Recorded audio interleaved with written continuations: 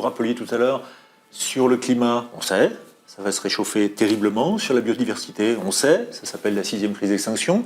Mais finalement, sur la responsabilité, on savait déjà avant. Oui. Ah oui, si, c'est qu'on savait déjà depuis le rapport du Club de Rome, 1972, il n'y a pas de croissance économique infinie dans un monde de ressources finies. L'enjeu économique, socio-économique était posé même avant le constat des catastrophes écologiques en cours. Est-ce que j'ai bien compris ? Et effectivement, l'événement anthropocène de Jean-Baptiste Fresso et de Christophe Bonneuil le met clairement en évidence. C'était même avant les années 70. Depuis très longtemps, en fait, on a toujours su l'impact que nos activités avaient sur l'environnement et avaient même sur la santé humaine. Donc, ce qui est assez éclairant, et je trouve qu'en tant que scientifique des sciences dures, on devrait tous passer par cette acculturation de l'histoire des sciences et de comprendre, d'avoir toute cette connaissance-là. Moi, c'est des lectures que j'ai eues ces dernières années, donc assez récemment, et j'avais les bras m'en sont tombés. Je me suis dit, mais comment j'ai pu vivre dans un tel aveuglement aussi longtemps ? Comment se fait-il que j'ai pas appris ces choses-là il y a 20 ans ? Quand j'étais étudiante, j'aurais eu besoin d'avoir ces connaissances-là qui existaient déjà. Je veux dire, c'est l'événement anthropocène, c'est une compilation de connaissances historiques. Évidemment, il y a un énorme travail derrière cet ouvrage, mais ce que je veux dire, c'est que ce ne sont pas des éléments nouveaux.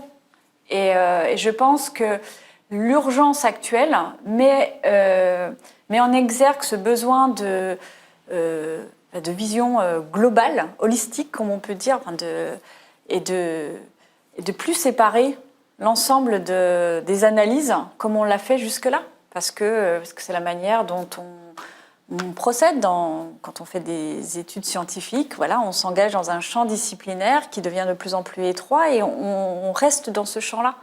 Et là, l'urgence climatique, écologique nous pousse juste à sortir de ce sillon si étroit pour comprendre et pour agir sur la complexité globale, en fait, du système. On devrait tous crier comme les scientifiques dans Look Up. On devrait tous avoir le même registre de paroles et d'émotions que Greta Thunberg, parce que ça, c'est le niveau juste. C'est le niveau juste par rapport au contenu de ce qu'on va dire. On ne peut pas avoir un tel contenu de destruction de l'humanité sans être fortement impliqué émotionnel. Sinon, on est des brutes. Et donc ça, c'est quelque chose qu'on défend très fortement. Et aussi, on n'est ni neutre, ni objectif. Parce que évidemment, on est absolument scientifique, mais on a des choses à défendre. On a des valeurs à défendre. Et ces valeurs, c'est juste de défendre l'humanité. On ne peut plus se déposséder, se dire nous, les chercheurs, les scientifiques, les chercheuses, on met des choses pour la société et la société décide. Mais bien sûr que non.